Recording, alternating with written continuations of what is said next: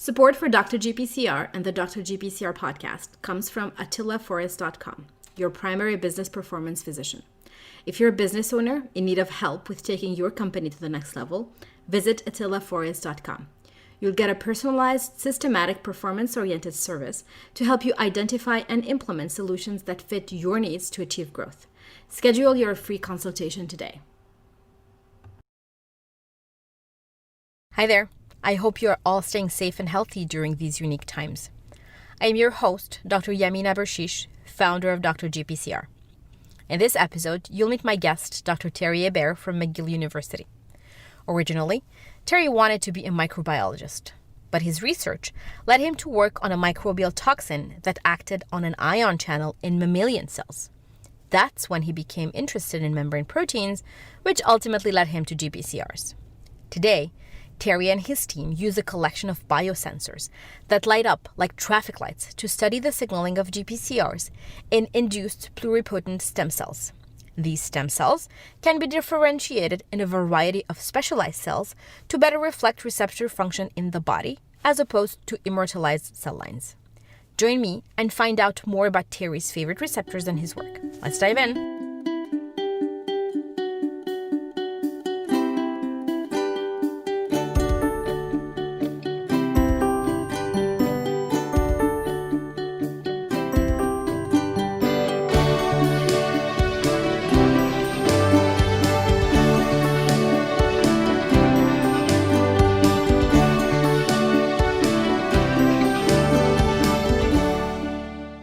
Hi, Terry. Thank you for being here today. My pleasure, Yamina. You are currently a pharmacology professor at the Department of Pharmacology and Therapeutic at McGill.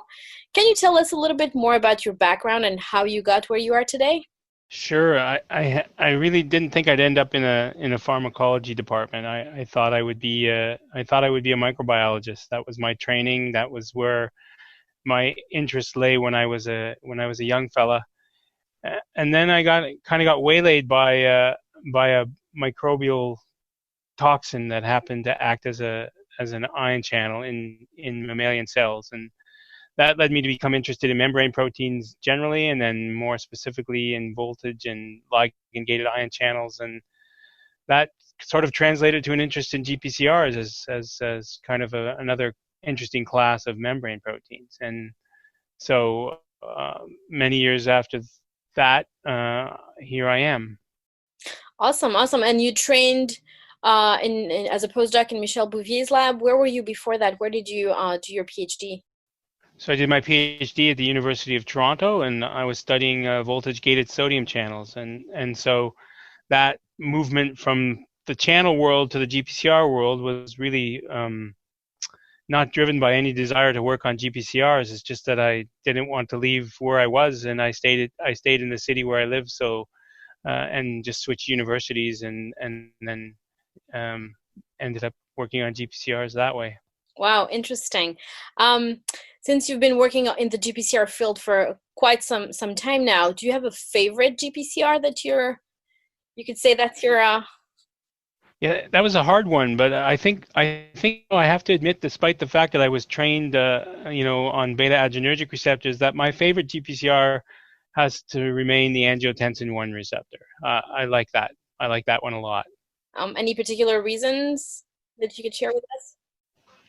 I think because it's I'm interested in its role in the cardiovascular system for sure. That's a simple answer, but I think because it's such an interesting interacting protein. It is an interaction hub for many other GPCRs.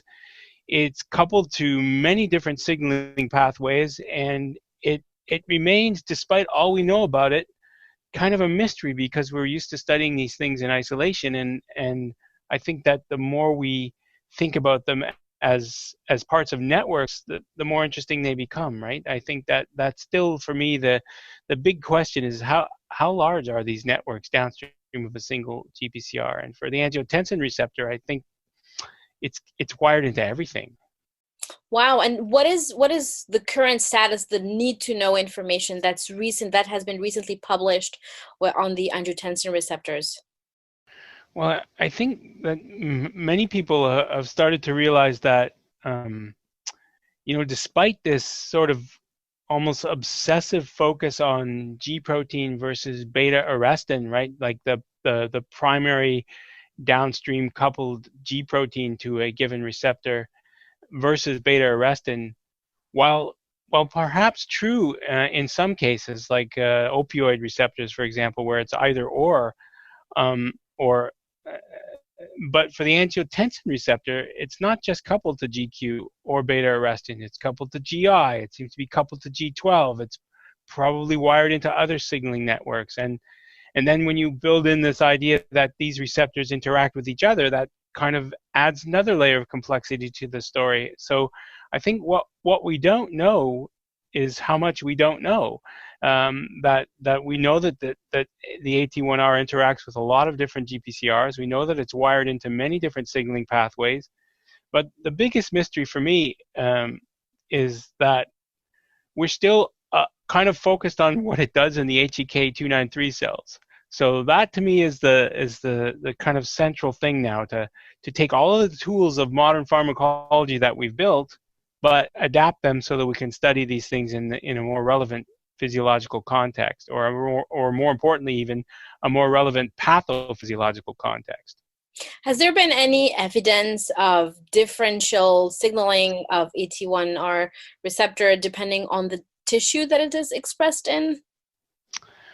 I think yes. I mean, if you look at what these things do in their native environment, which is in the cardiac myocyte or in the vascular smooth muscle cell, they do things that are distinct from what they do in a HEK cell, right? A HEK cell really kind of shows what's possible, but it doesn't really show what's happening. And in our hands, we've built a particular type of biosensor which tracks receptor conformation, and we can see that when we express those sensors in HEK cells versus vascular smooth muscle cells, they give different outputs depending on what ligand you challenge the receptor with. So cellular context to me seems like it's the elephant in the room for all of us, right? That we don't pay much attention to it. But I think if we're going to maintain GPCRs as viable drug targets, we'd better start doing that.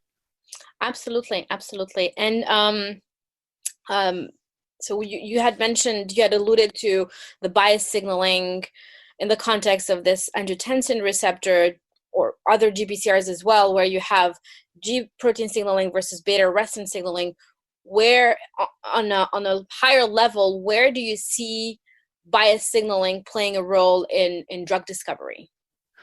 So I think the idea of bias signaling is a powerful one, but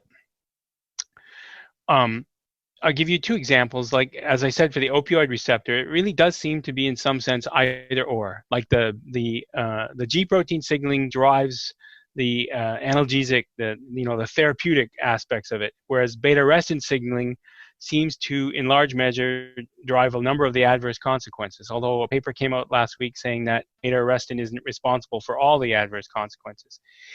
In the case of the angiotensin receptor, we kind of got tripped up by the simple dichotomy between GQ and beta-arrestin, and the drug that was tested in clinical trials failed and didn't meet any of its primary endpoints. Now, I think that's probably for two reasons. If you ask me for a bigger picture view of what's going on, one is I think that the bias or the signaling downstream of the angiotensin receptor that's actually you want to block in disease is the GQ.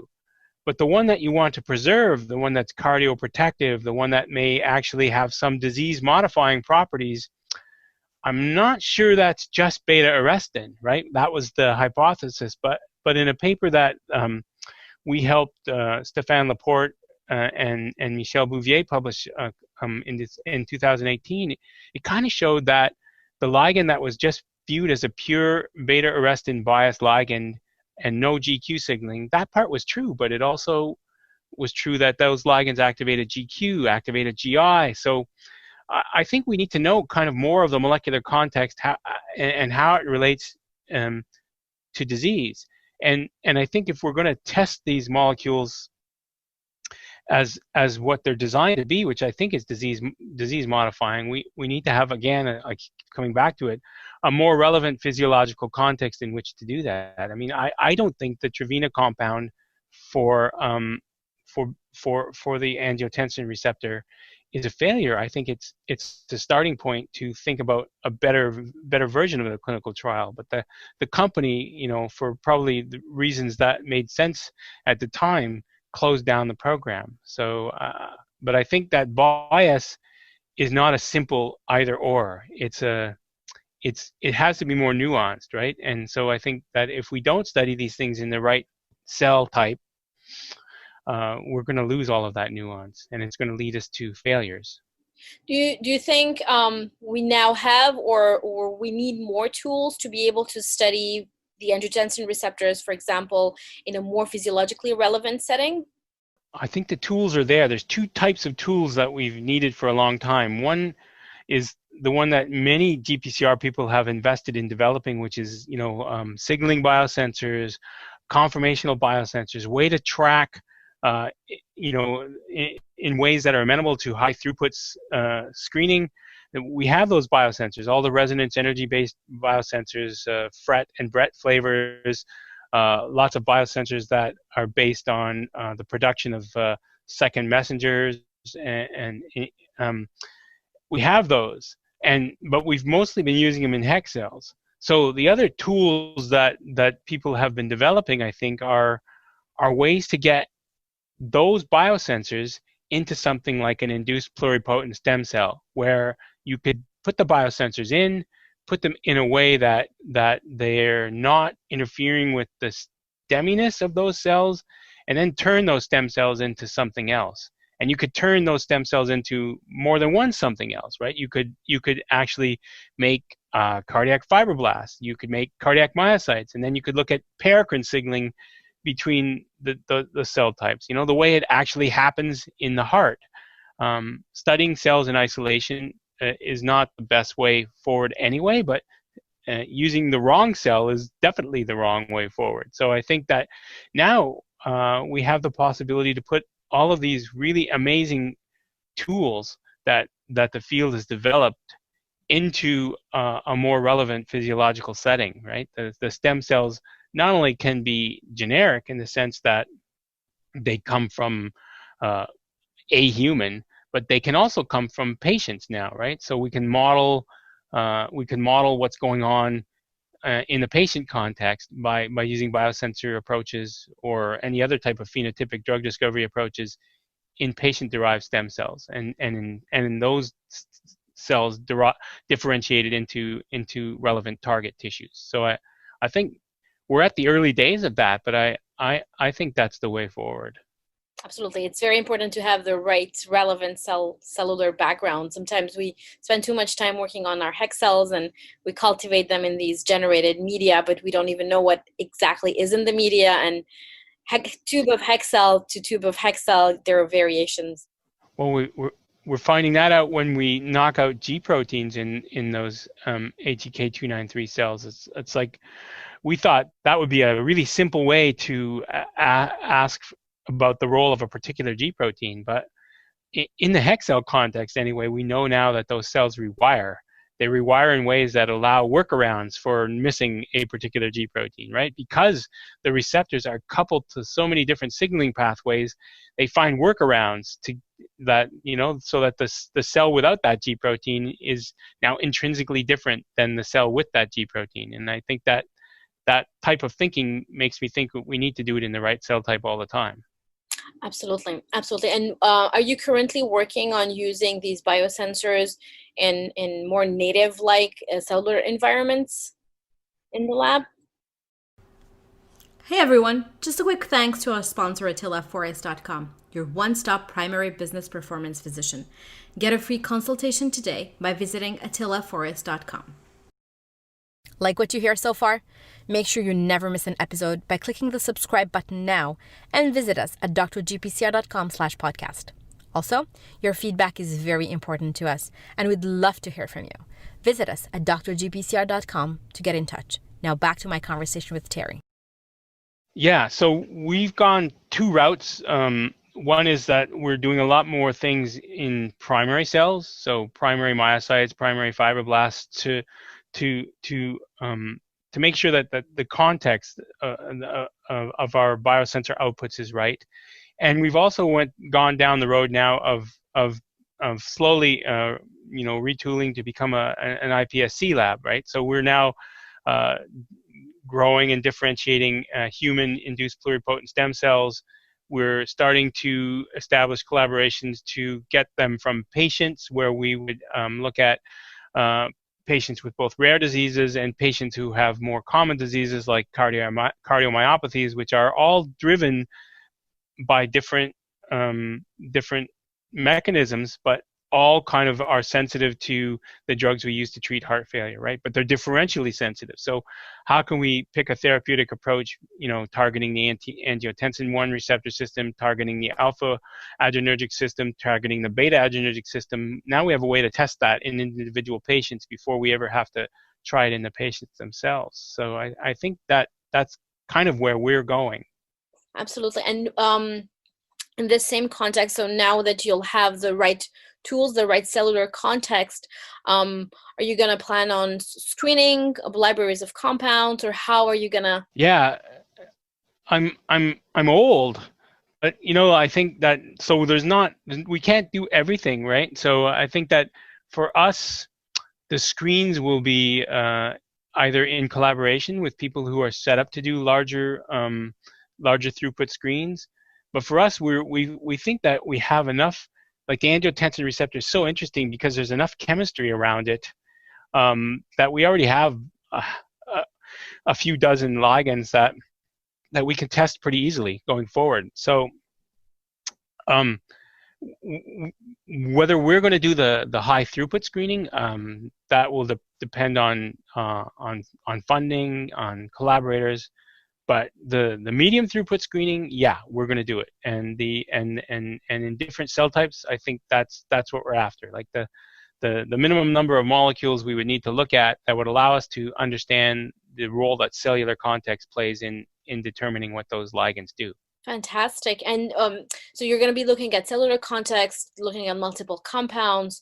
Are you also going to be looking at different signaling pathways in parallel? Well, I think that's where the toolkit's already built, right? So we have the tools to look at a large amount of what's downstream of a G protein. Now that's not to say that we know when we move.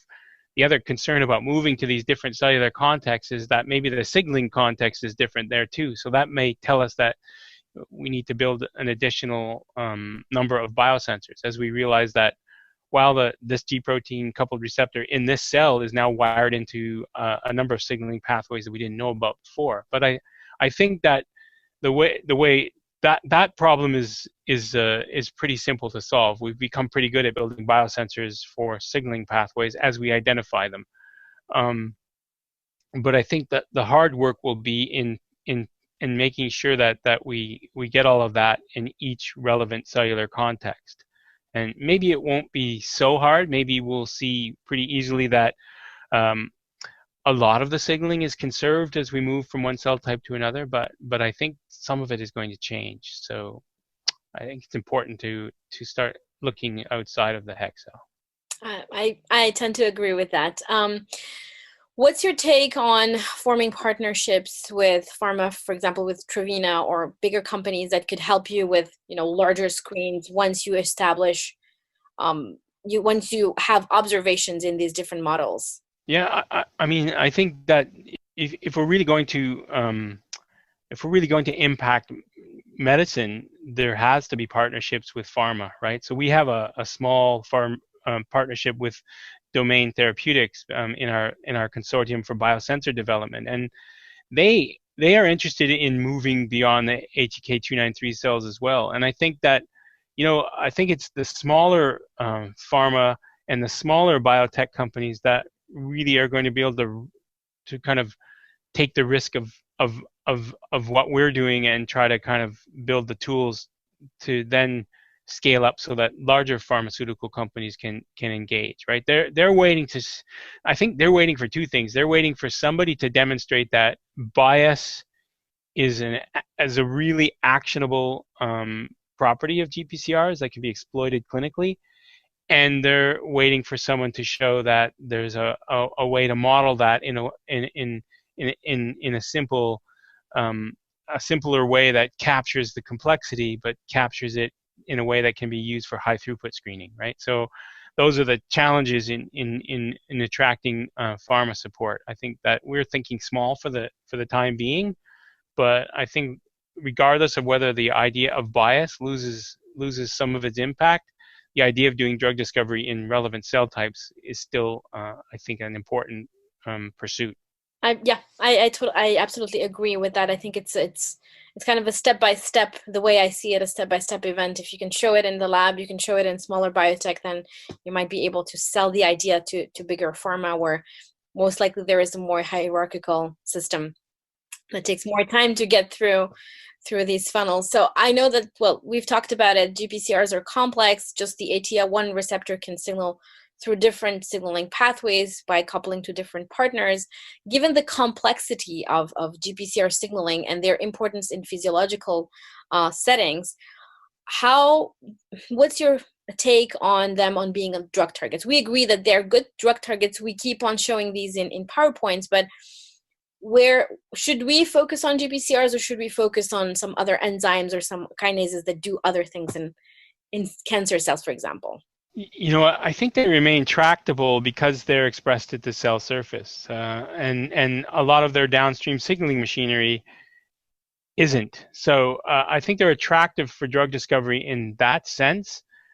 I also think that the low-hanging fruit has essentially been picked already, right? So what's left is the sort of complicated biology that only kind of in situ drug discovery would allow us to do. So going back to the physiological context is going to help us push things forward. I mean, how many GPCRs are there that aren't in your nose? About 400. We don't have drugs for a fair number of them, right? They remain orphans, or if not orphans, undercharacterized because we can't get the information we need from the HEK cell. So I think that yes, they are definitely still good drug targets, but we're now at the stage where we need to make a kind of I won't say evolutionary, but we need to make a leap away from the simple models and sort of embrace the complexity a bit more to get at the next generation of targets. And then the final thing I have to say about that is that now we realize that they don't just signal at the cell surface, right? So is there a way to drug receptors that are inside the cell, not just the ones that come in through endocytosis, which seem like a reasonable, a still tractable target, but what about the ones that show up in places like the nuclear membrane or the mitochondrial membrane? How do we get at those, right? So I think those are interesting drug targets too. And one thing I've learned over the years is that chemists can make molecules that go anywhere and do anything. So it's just a matter of engaging pharma and in academic chemists in that regard to kind of think about getting GPCRs where they live, getting GPCRs how they live, and then not being focused so much on these simple systems we've been using. Speaking of targeting GPCRs and accelerating drug discovery, what's your take on using AI, artificial intelligence, and machine learning to accelerate the knowledge on and drug discovery targeting GPCRs? Yeah, I've been thinking a lot about that lately because I'm actually teaching about AI and drug discovery, and where I think it has value is in exploring chemical space in the context of structures that we have now. Now, like since 2007, the number of GPCR structures has literally exploded, right? I mean, you've seen on my Facebook page, I put up at least 1 or 2 new structures every week, it seems. So I think AI and machine learning in general will kind of have a role in kind of identifying sites outside of the orthosteric binding site that might be targets for new drugs, right? We haven't had much luck finding allosteric sites because they generally have lower affinities and we don't have a starting point of places to look, because anywhere on the receptor surface can be a site for an allosteric ligand, or even anywhere on an interacting protein could be a site for an allosteric ligand. I think AI will help us kind of find targets that we could approach in that sense. Beyond that, I don't think AI has much use in the drug discovery. It's still a hard slog, right? Getting through, pharmacokinetics and then pharmacodynamics. Does the drug get metabolized this way or that way? I think maybe down the road it might have an impact there as well. But I think there's still things we just have to do the old-fashioned way, empirically, and in that hypothesis-driven way that we do better than AI. But AI can do some things better than us in terms of speed and capacity.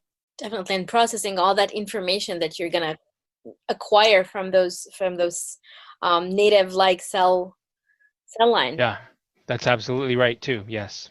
Great, thank you so much. So just to sum up, working on GPCRs is not easy. It's not ideal to do it in HEK cells, but now we have many, many different biosensor tools that allow us to understand their function in a more physiological context. There is still a lot of work to do. What would be your advice to young scientists who want to study GPCRs? Well, don't be afraid of that complexity, and don't be afraid of the the fact that your mentors might be afraid of that complexity, right? I mean, my own road was a totally serendipitous observation about proteins that interacted with GPCRs being other GPCRs, right? That we still struggle with that in the field. Are they real? Are they stable? Are they just homo or just heterodimers, right? But I think that I kind of like the idea that it was scary to everyone else at the time, right? And I think that my own students have kind of had those moments of serendipity where they couldn't understand what they thought was a negative control gone horribly wrong, right? And so you have to be open to discovery by being open to kind of being wrong. It sounds like an infinite game that's worth playing in that sense. Yeah, you don't know very much. During your trajectory as a scientist, were there any aha moments when you realized, well, GPCRs are very interesting, but they're complex, and you've learned something that changed your perspective on them? I think, the dimer story was an aha moment, right? I mean, that anyone was ever able to replicate that, to me, was, oh, thank goodness, right? I mean, because we took a risk kind of thinking about them as dimers. That was when I was a postdoc, and as a PI, I've had several aha moments when we first realized that GPCRs weren't just going to the cell surface. I mean, I didn't have that idea first. That was people like Sylvain Shemtab and Bruce Allen. They were thinking about that in a way that really kind of transformed the field. But we got into it. Our aha moment was realizing that we could actually drug them on the nuclear membrane, right? So we could build molecules that we could cage. They could get across the cell membrane, and then we could uncage them. That was really cool. And related to that, I guess almost the biggest aha moment for me was not because of a G protein coupled receptor. It was more because of a G protein. When we realized that, or when we observed that G protein get into the nucleus, that G proteins interact with transcriptional regulators, and that G proteins might actually be regulating expression of genes in a way that's completely distinct from their normal function at the cell surface. So that's a ongoing story in my lab. We're hoping to submit that in the next couple of weeks, but that's been a real eye opener as to how evolution uses different things for different purposes, right? The things that they originally came into place for get sampled for many other functions, and some of those functions get conserved, and some of those functions get further modified to serve completely different roles than what we're used to thinking of them doing. So I guess those are the three: dimers, nuclear localization of GPCRs and the druggability therein, and then G proteins acting as transcriptional regulators. That's fascinating. I can't wait to read that paper. Good luck with submitting it. Hopefully it'll go through peer review pretty quickly. Yes, and come back rejected, but but I'm ready for that too. That's all that matters, as long as you're ready. I mean, you can only control so much. Having the right controls, having the right experiments done, and the rest, you'll figure it out with time. Are there any conferences around GPCRs that you think young students or young scientists should attend? My own family situation has sort of limited my travel to meetings, and so the one that I go to religiously every year is the Great Lakes GPCR retreat. It's small, it's cutting edge, it's a lot less expensive than, say, a Keystone meeting or a Gordon conference, but the quality of the science is equal to either of those. And so if I were to tell students from anywhere to go to a meeting, it would be to the GPCR retreat. You're going to meet in a really informal setting people who are like the thought leaders and in the field, and you meet them over beer and potato chips. What could be better? Absolutely. I've been at that meeting. It's like going home. Yeah. Every year. If you have any job openings for your lab for people to join your team, where can they find these ads? I guess I thought about that question too. The easiest way to find me and to find out what I want and what I need is to look on my Facebook page, right? So the GPCR consortium page or my lab page, those kind of have a sense of what we're after, what we're interested in, where we're going. And I don't ever have a job opening in the sense that I'm always waiting for somebody to ask me a question. Are you looking for volunteers? Are you looking for graduate students? Are you looking for postdocs? I've kind of stopped looking because where I am at McGill University, we've been pretty lucky in the sense that we get a lot of interesting people coming through that I don't usually have to advertise. Not that I'm so important that I don't have to advertise, but I get enough traffic just from teaching a lot and from going to the few meetings that I go to, and from having an active social media presence that I think that that those are the places that I would look if you want to work in my lab. I would highly recommend both your Facebook pages and your Twitter accounts. I think it's up to date. Anyone who wants to know what's going on in the GPCR field, that's the place to go. How did you come up with the idea of having a Facebook page or putting together the GPCR consortium? Yeah. So I was not an early adopter of Facebook. I got actually roped in by my wife to join Facebook because she sent me a link to look at some pictures she'd posted of my infant daughter on Facebook, and the only way I could see them because she was out of town at the time was to become a member of Facebook. And what really made me think of using Facebook as a tool was initially because of teaching. And then I realized once I finally, also not an early adopter, once I got a smartphone, I realized I could post things related to my lab all the time. And then I realized that not everyone was interested in all the other stuff that goes on my lab page, so I thought I would devote one just to GPCRs and G proteins and signaling. And that's how the GPCR consortium came to be. And I realized the power of those networks in just kind of getting people to think about what I think is important, is because a lot of people visit them, and I'm always struck by the fact that people still come to see it every day, but I think there's a real power in taking the few minutes to post things every day. Absolutely agreed. I only keep my Facebook account open because of your page. that I can get my. Me too. All right. Thank you so much, Terry, for being here today. It was a great pleasure to be invited, Yamina, and I really enjoyed our conversation. Thank you so much. Thank you. You've been listening to the Dr. GPCR podcast. Don't forget to subscribe, share, and like. Visit us at drgpcr.com/podcast to access this episode's transcript, find out more about Terry's work, and get in touch. Oh, and sign up for our monthly newsletter at drgpcr.com/newsletter. I'm your host, Dr. Yamina Bershish.